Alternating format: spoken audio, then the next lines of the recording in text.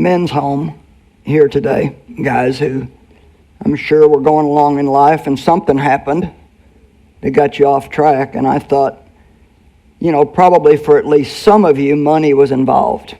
You're shaking your head, yes. And it's amazing how good money can be and how much good it can do if it's managed right, but how much damage it does to people's lives if they don't have the right attitude toward it. And so I'm going to start by reading you a little story. I paraphrased it from a book from Robert Katz, and it was entitled, "If Money Could Talk, What Would It Say?" I'm depressed and sad because I'm tired of people abusing me, using me for wrong purposes, fighting over me, stealing me, lying, cheating, and committing crimes to get me. I get blamed, as some say, for most divorces. I'm tired of fighting with greed all the time. I'm hoarded, I'm stolen, and I'm wasted most of the time. People think I'm their security, but I'm not. They act like I'm God, and I'm certainly not. I just wish people knew how much good they could do with me if they treated me right, and how blessed their lives could be. There are 2,000 Bible verses that talk about money. 2,000. Jesus talked more about money than he did heaven and hell put together. It's pretty amazing. It is really a very major part of our lives, and you have to know how to have a proper attitude toward it. 1 Timothy 6, 7 through 10. Something we really should just take a little time to sit and think about. For we brought nothing into the world, and we can take nothing out. But if we have food and clothing, we shall be content with that. Now, do you know how well that message goes over in the society we live in today?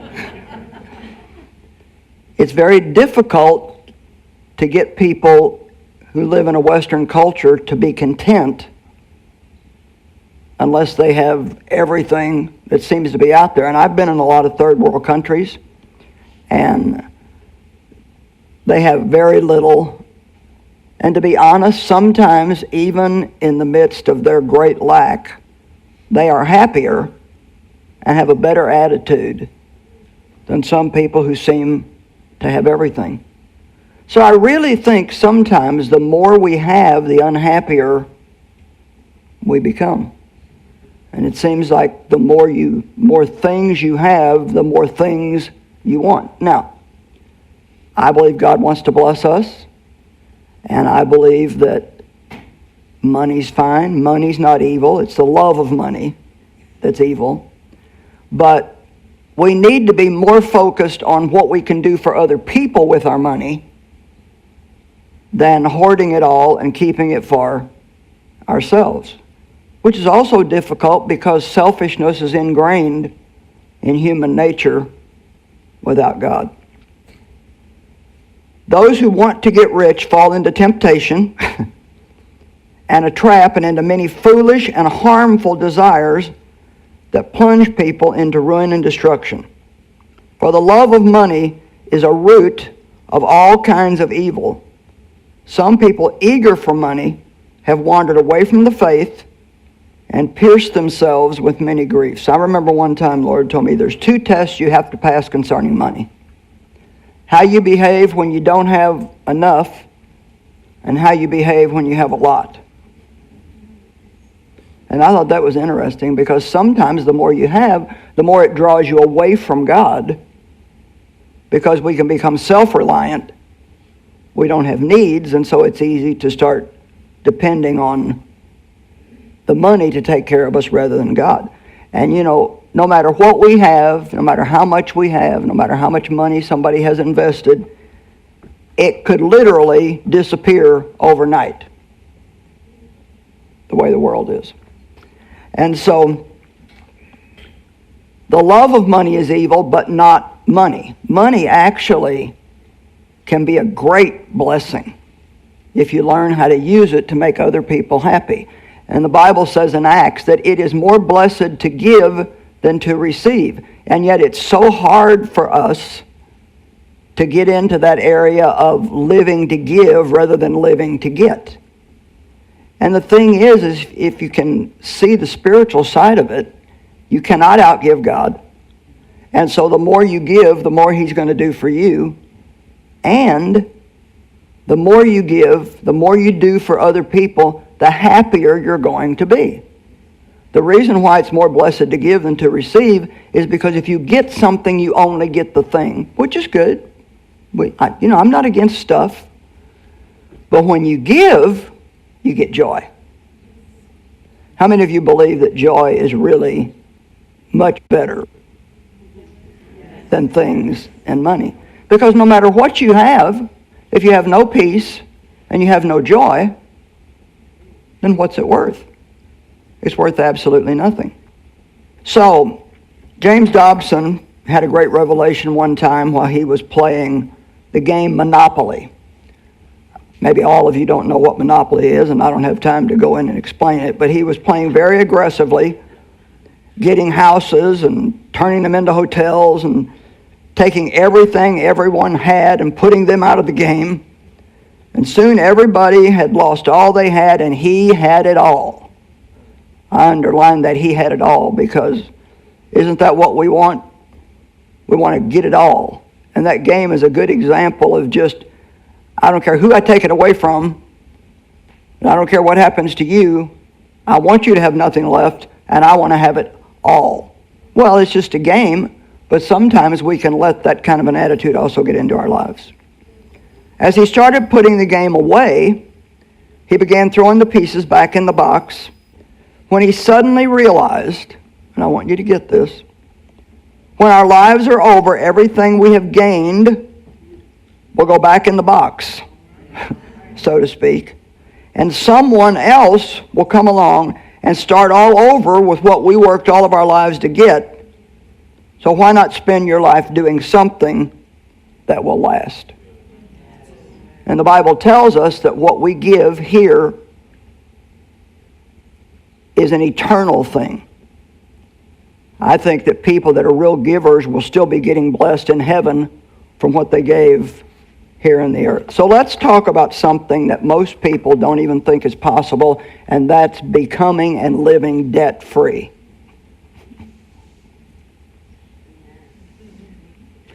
You can never do it if you don't believe it's possible.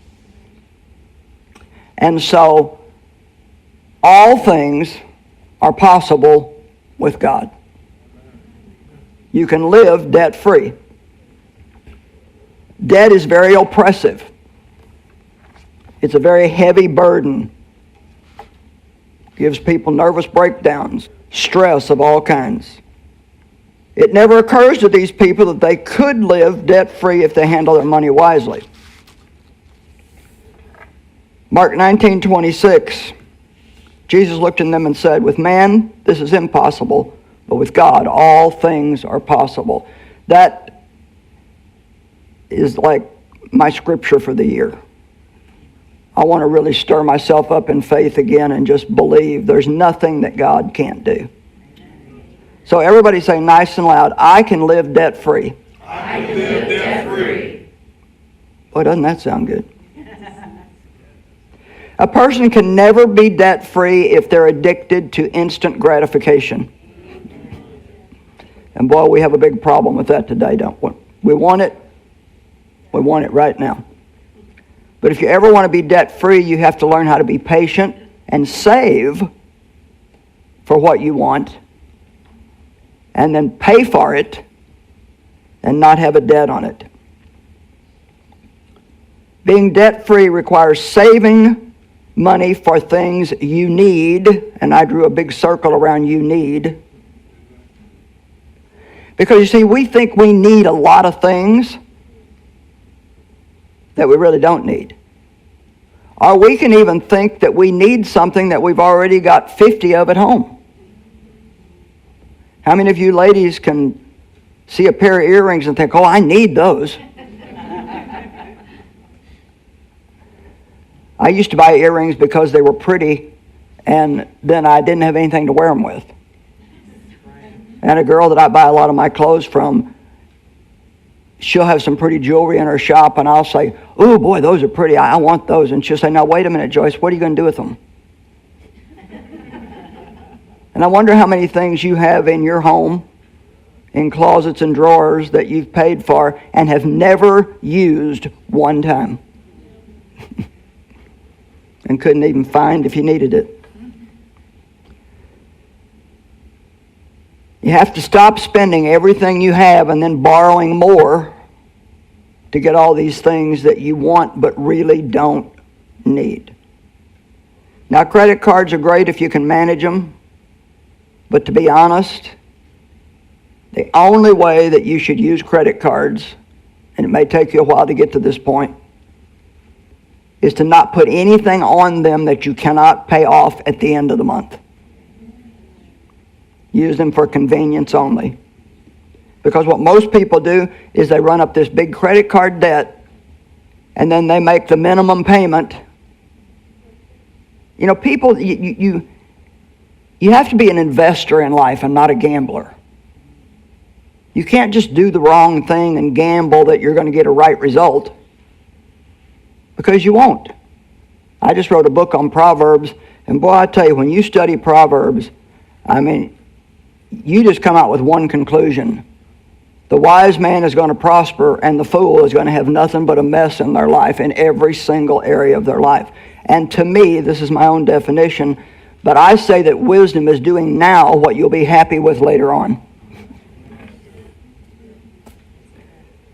And foolishness is having this need for instant gratification and doing things that really just are not wisdom. So you cannot be addicted to instant gratification. When we borrow money, we are spending tomorrow's prosperity today. So think about that. And then when tomorrow comes, we have to borrow to pay what we owe. And so it just keeps an unhealthy cycle going in our lives, because we're always have already spent what we're working for. So then when it comes time to pay the bills that you have to pay and buy the things you have to have, then you have no choice but to borrow more money, because you've got to use the money you have now to pay for what you bought way back there somewhere.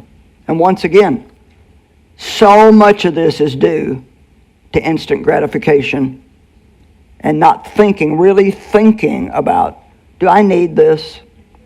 Now, there's nothing wrong with buying some things that you want, but I will say this: if you're already head over heels in debt, you don't need to be buying a lot of what you want. You need to really just be buying what you need. It's kind of like if you live an unbalanced life over here, you've spent money that you don't have, then to overcome this over on this side, you're going to have to do without some things for a while in order to get your life back in balance. Things are not nearly as important as we think they are. Dave Ramsey presents a brilliant plan to getting out of debt. And I hope I say it right, but just remember that name, Dave Ramsey. He's probably the premier teacher on finances today. Lots and lots of wisdom. He's got a TV show, I think a radio show, and plenty of books. And he says that what you do is if you're in debt, you pay off the smallest debt first, because then you feel good that you paid off a debt. But then let's just say the payment on that debt was $50 a month. But then you don't say, oh boy, I've got $50 a month more now to spend. What you do is you take that $50 and you add it to the payment on the next smallest debt. So say you have another debt that the payment's $45. Well, now instead of paying $45, you pay $95 a month on that. Then when those two are paid off, you take the money from those two and you add it to the next one. And it may take 2 years. It may take 5 years. But let me ask you something. Is doing that for 2, 3, 4, 5 years better than being in bondage all of your life and continuing to keep the same ridiculous cycle going all the time? Everybody say, I can live debt-free. I can live debt-free. Now, let's just throw the word suffer out for a minute.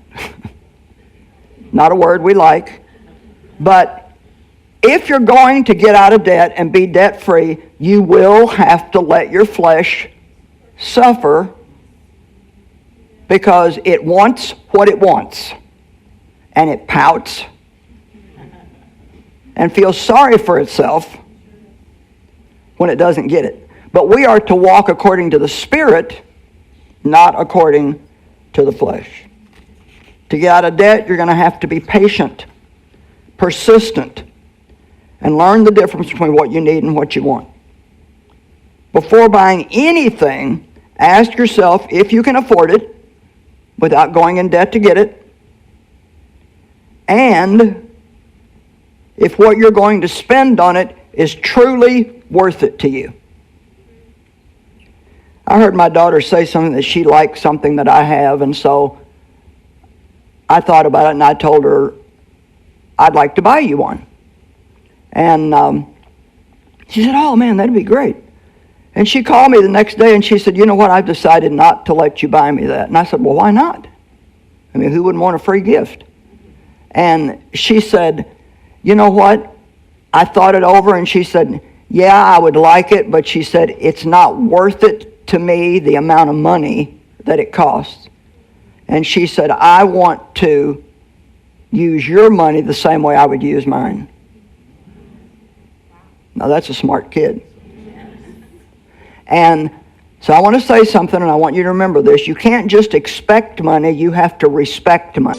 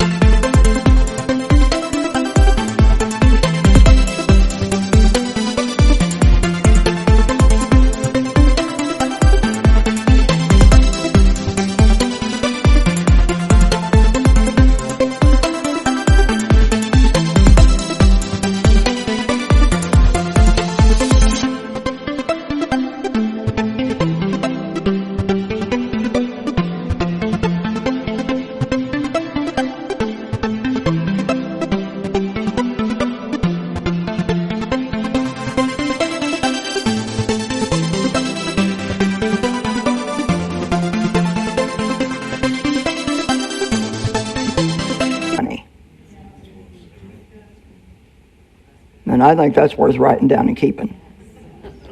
You can't just expect money. You have to respect money. And respecting money means that you don't just use it frivolously. You know, if you're going to spend $20, I don't think you have to have a prayer meeting about it and wait 4 days. I mean, unless you don't have the $20, then you do. But if you're going to buy anything that's any sizable amount of money, I strongly suggest that you sleep on it for a night. Because when you're looking at something in the shiny case or the showroom floor, can I tell you something, ladies? It won't look as good on you as it did on the model. And it doesn't shine as much when you get it home as it did in the jewelry store. I bought a piece of jewelry one time at a jewelry store, and I just thought it was beautiful. When I got it home, I thought, this is not as pretty as I thought it was. And I couldn't figure that out. And then somebody said, well, don't you realize that they've got those lights set just right behind glass? Makes it look a lot different there than it's going to look when you get it home. And so I took it back and got my money back. You know, that new car on the showroom floor, and don't think they don't place the lights just right too.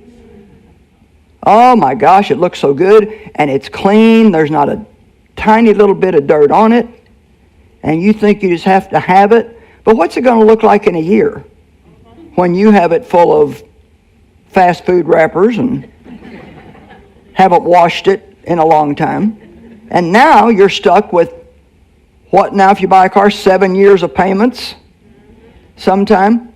If you're going to buy something on credit, you need to ask yourself, do I want to be paying for this for 7 years? Or would I rather wait? Money has a great temptation attached to it. And greed, I think, can get all of us unless we fight it. And the only way that I know how to fight greed is with generosity. I think if you're a generous person, then greed cannot get you. So don't just expect money, but respect money. Luke 14, 28 and 29. Suppose one of you wants to build a tower. Won't you first sit down and estimate the cost to see if you have enough money to complete it? But if you lay the foundation and are not able to finish it, everyone who sees it will ridicule you. I remember a subdivision that we drove by occasionally when we were in this certain area on our way back and forth to the airport. And it had a great entrance, and there was partial of 2 houses built in there, and it just, nothing. It never, what happened, we'd say? Well, obviously, they committed to something that they didn't have enough money to finish. And so it looked ridiculous with this beautiful front and 2 half-built houses. And to be honest, when we spend all this money on credit and then maybe end up having to file bankruptcy, I know some people have to do that. I'm not trying to make anybody feel bad, but that's something that we should not let ourselves get in that kind of a mess to have to do. Because we always should be responsible to pay our bills. If you're going to make a debt, pay it and pay it on time. Before you borrow money for any item that's expensive, think about it. I tell this story sometimes. I'd saved up, I think it was $300. I don't remember. If you hear me tell it on another teaching, it'll probably be $200. But today it feels like $300. And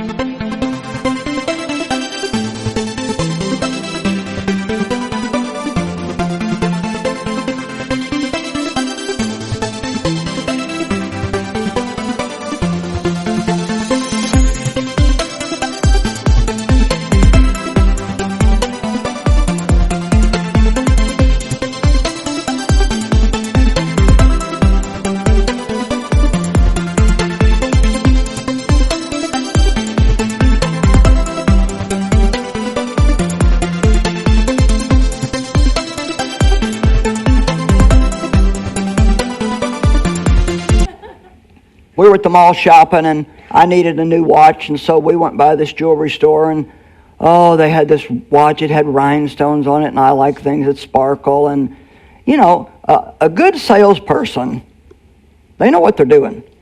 And this was like, this looks great on you, and now this sale is only for today, and if you don't get it today, then it blah blah blah. But I'd learned a little bit by then, and because it was going to take all my money. And so I said, well, you know what, I just want to take a little bit of time, and I'll come back if I want it. Well, so I'm walking down the mall, and in the meantime, I look in a store, and I see a suit that I really liked. Well, I went and tried that thing on, and it looked gorgeous on me. Made me look like I had a tiny waist. It was the right color. But that also would have taken all my money. So I decided I'll take another walk. And the thing that I realized when I asked myself, Joyce, what do you really want? The thing that I wanted was to keep my money so I had $20 for a pair of earrings or enough money to take a friend out for coffee. I didn't want to have no money, even as much as I wanted those two things. And so I left with neither one of them. And you know what? I survived. I stayed happy. So we really need to start thinking about what we're doing and not just doing it. Nothing looks as good when you bring it home as it did in the store. Now, my husband has a very simple equation that he has lived by. And what Dave says is, out of everything you have, give some, spend some, save some. Give some. Set your giving aside first. That's not a want, that's a need. We need to give, because if we don't give, no matter what we have, it's not going to be blessed. And so you always set aside your giving. Do a little something for yourself with the money that you work for. It gets kind of boring if you work all the time and you never do anything for yourself.